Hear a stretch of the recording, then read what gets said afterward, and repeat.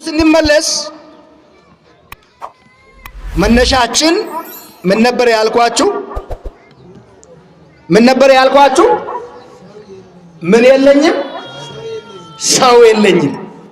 ብዙ ሰው ይሏል ይህንን ቃል ጀቸከ ነምኒ ባየ ጀራ በራኒ ነመንቀቡ አዲበር ፍረንቀቡ አዲበር ሄሪያ ጋር ይህንቀቡ እኔ እኮ ጥሩ ባል የለኝም፣ እኔ እኮ ጥሩ ጓደኛ የለኝም፣ እኔ ጥሩ አባት የለኝም፣ እኔ ጥሩ እናት የለኝም ይላሉ ሰዎች።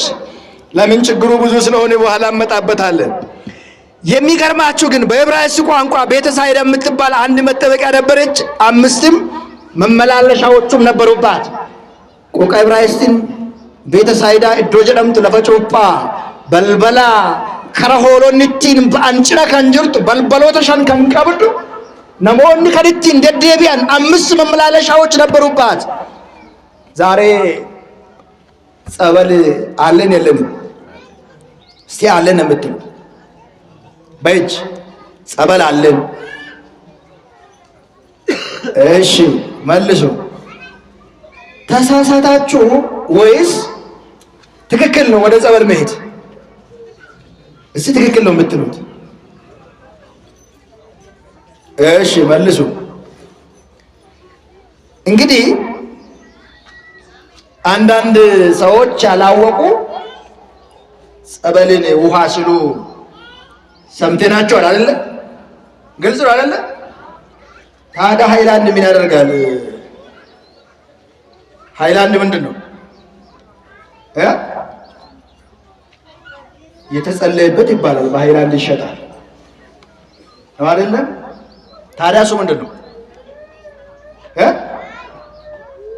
ከዚህኛው እንዴት ተለየ? ምንድን ነው ልዩነቱ? እሺ ቅባ ቅዱስ አለ የለም? እዚህ ጋር ያለውና ሌላው በምን ተለየ? በ1000 በ2000 በ3000 እስከ 5000 ይገዛል። አንድ ሃይላንድ እስከ 300 400 ይሸጣል። ምን ተብሎ ተጸለየበት? ግልጽ ነኝ አይደል? አሁን አንድ ነገር ልንገራችሁ። እኛ ታሪክ አልባዎች አይደለንም። ራሳችን የቻልን የ2000 ዓመት ታሪክ ያላት ቤተክርስቲያን ናት። ማን ክርስቲያና ግን ሴና ቀቤቲ ምት ሴና ቀቤቲ ሴና ኩመለማ ወለካ ነው ክርስቶስ ነስ እሱን ነው የምነግራችሁ። ያማ 5500 አልፎ ዛሬ ያን ብንደምረው 2016 እና 5500 ስትደምሩ ወደ 7516 ላይ ደርሰናል። የሚገርማችሁ እዚህ ጋር ያለው አባቶች የጸለዩበት ትላንትም ያለው የነበረው ዛሬም የሚኖር ውሃ ከተባለ ዛሬ የመጣ በሃይላንድ የተጸለየበት ልዩነቱ ምንድን ነው? ይሄንን ካልኩሌሽኑ እናንተ ስሩት። እዚህ ጋር ያለው ውሃ ነው፣ እዛ ጋር ያለው ሌላ ነው፣ መድኃኒት ነው ማለት ነው። ይህንን ብዙ ዝርዝርም ማቅረብ አልፈልግም። የሚገርማችሁ ግን በዮሐንስ ወንጌል ምዕራፍ 9 ላይም ብትሄዱ አሁንም አንድ መጠመቂያ ስፍራ እናገኛለን። 9 ላይ ማየት የምትችሉ ሰዎች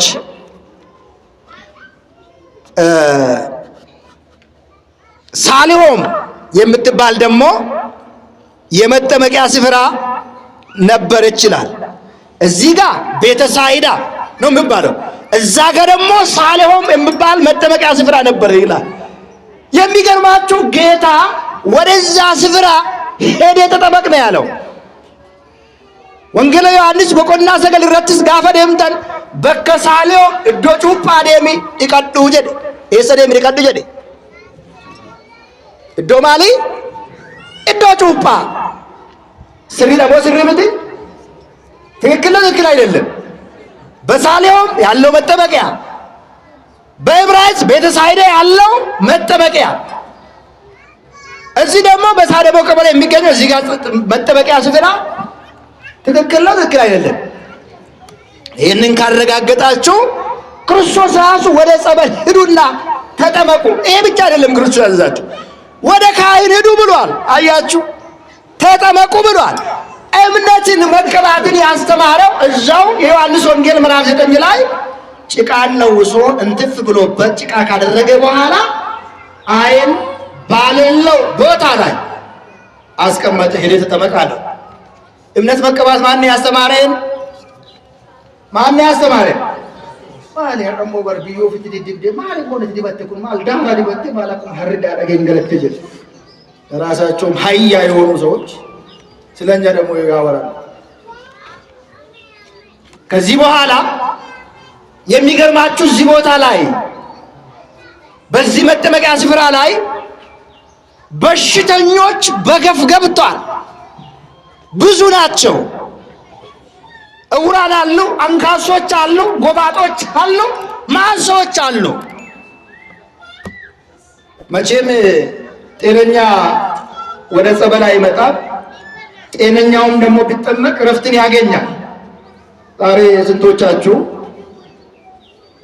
በሰላም ተኝታችሁ በሰላም ትነቃላችሁ ወገቤን ልቤን አይኔን አእምሮዬን ያላለ ኩላሊቴን ጨጓራዬን ያላለ ማን አለ መስላችሁ ሰው በሰው ላይ ጨክኖ እያንዳንዱ ነገር ታክድ ወይም ደግሞ ታሽጎ የሚሸጡ የተመረዘ ምግብን ነው ገዝተን የምንበላው ሌላ ሳይቀር ቀይ እንጀራን ከአፈር ጋራ አሁን በጀርባችሁ የምትመርጣቸው አለ ይሄንን እየቀላቀሉ እየሸጡ ቅቤ ላይ ሙዝን እየጨመሩ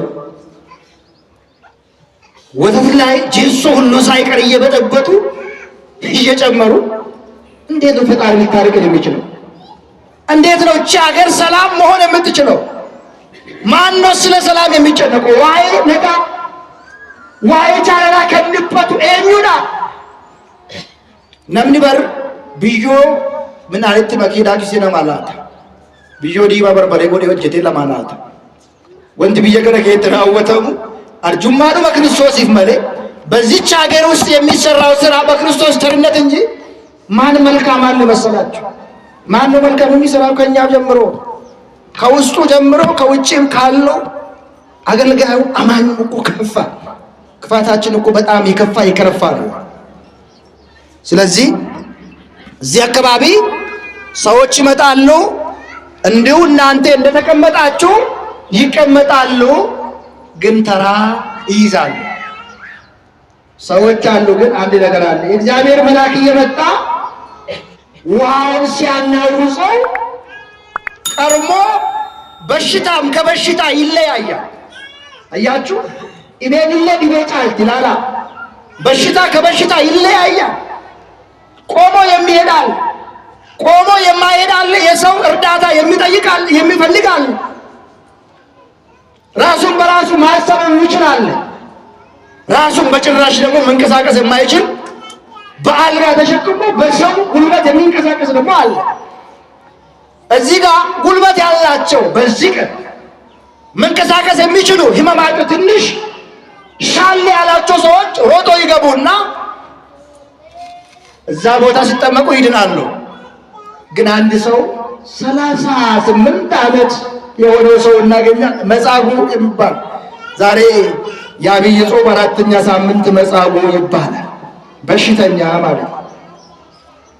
በሽተኛ ማለት በሽታ ምንድን ነው ለበሽታ ስንቱ እምነቱን የቀየረ ያለ በስቃቸው በማጣት በትዳር በማይረባ ተልካሻ ምክንያት ስንቱ እምነቱን ቀይሯል ዋድን ታሪክ ኢቤዳ ፋይዳ የሮራ ምንድነው ያሉት ሐዋርያት ብንሞትም የጌታውንን ብንኖርም የጌታውንን ዮጅራኔስ ከንጎፍታቲ ዮዱኔስ ከንጎፍታቲ ጀላሊ ዱከቦን ክርስቶስ ሲንከራጀቱ ዮነገ ዋቀዮዳ ኦማሚቲ ዮንበበ ዋቀዮዳ ኦማሚቲ ነጋ ዮነበ ዋቀዮዳ ቦሩን ፈያ ቦሩን ዲቤኬሳ ባጀነ ዱበና ይላታ ምን እግዚአብሔር አለ። እግዚአብሔር ቢኖርማ እኔን በሽተኛ ያደርገኝ ነበር። ኢዮብን እንዳሉት ረግመሙት ነው ያሉት። ኢዮብ ስቃዩ በበረታ ጊዜ እንደው ረግመሙት አምላክማ በሆን ኖሮ አንድን ባላንገላታ ባላሰቃየ ነበር ያሉት። ሰው ክፋትን ይመክራል። የሚገርማችሁ መጻጉዕ የሚባል 38 ዓመት ከኔ ጋር ናቸው። ስንት ጊዜ ነው ያልኳችሁ? ስንት ዓመት? አቤት አቤት አቤት! የአንዳንድ እንደው ሰው ትዕግስት እኛ እንድንማርበት እንጂ እንድንማረርበት አይደለም። ፈተና ቆሮምስ አከይት አሮ አከይት በኖ ተወንተ አከይት ጀባኑ አከይት ፈይኑ መሌ ዋቀዮን ዋና ማነከዱ እንቆር አንድ ነገር ላረጋግጥላችሁ ፈልጋለሁ። በያዕቆብ መልእክት ምዕራፍ 1:12 ላይ በፈተና የሚጸና ሰው እሱ የተባረከ ነው ይላል። ማንም ሲፈተን በእግዚአብሔር ይፈተናል አይበል። እግዚአብሔር በክፉ ማንንም አይፈትንምና ይላል። እግዚአብሔር በምን አይፈትንም? በምን አይፈትንም? እግዚአብሔር በክፉ አይፈትንም በሉ። እግዚአብሔር ለመልካም ነገር እንጂ አይፈትንም በሉ።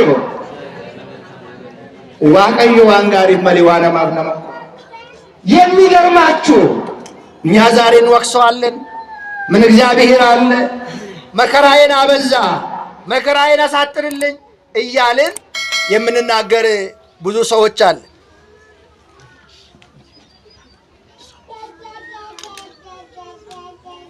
ስለምናውቀው ማለት ነው።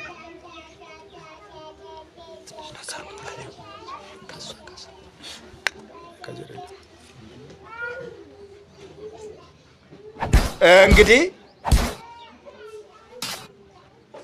ሰው የሰራው እንደዚሁ ነው። የሰው ነገር ቀጣይነት የለውም። ከኔ ጋር ናቸው። የሰው ነገር ሁሌ ጎዶሎ ነው። እግዚአብሔር ግን ሁሉ ሙሉ ነው። አሁን የነጋው ሰዓቱን ሳይጠብቅ አይጨልምም። የጨለመው ሰዓቱን ጠብቆ እንጂ አይነጋም። የኛ ነገር ያው ሁሌ ጎዶሎ ነው። ስለዚህ እንግዲህ ብዙዎቻችን ምን እግዚአብሔር አለ ይላል። ግን የሚገርማችሁ ሰው እንዴት ይፈተናል? ፈተና እንዴት ይፈተናል? ይሄን መለየት ያስፈልጋል። የሰው ልጅ በራሱ ሐሳብ ስታመም ስሳብ ምኞትን ወደ ኃጢአት ምኞት ጸንሳ ኃጢአትን ታመጣለች አለ። ኃጢአት አርጋ ሞትን ታመጣለች። ይሄን የቆረሜ ዋቀዮናን ቆረሜ እንጀሪን ጀቹዳንካ ማሊፍ እኖ ፊሳቲ ቆረሜራ jalqaba ilmi namaa akkamitti qorama ni hawwa hawweetu cubbuu